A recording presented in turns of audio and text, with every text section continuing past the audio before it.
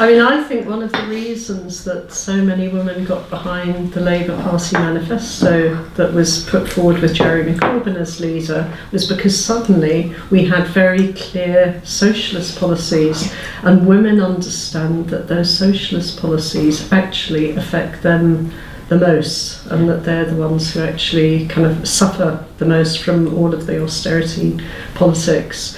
And in that sense, to have a mayoral manifesto that complements all of the issues that have been put forward in the Labour Party manifesto speak particularly, I think, to women, because it's actually about concrete things. It's about things that matter in people's lives. I mean, when Janine and I were talking, it was like just that at the moment people don't... They're disenfranchised because they just...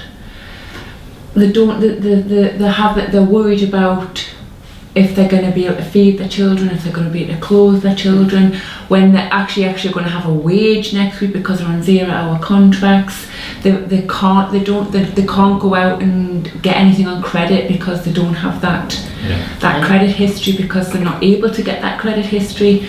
The gender pay gap, it's just still there.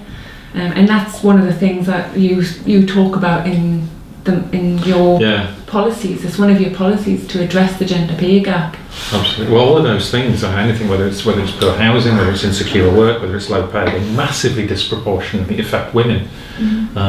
Transport massively disproportionately affects women. All of these things. So, it's one thing to say that we want better pay, but despite this being law for I think longer than I've been alive, equal pay, it's still not happened. So you need to look at the policies in detail to say, well, right, what are we going to do that's actually going to affect that, rather than it just being an aspiration. We're talking about words, but aspiration is one of the worst words in politics. It is. Saying it's aspirational is just a way of saying just not now. Not now, dear. Bring it back later when we've all dealt with it. It's a word that is used to block things.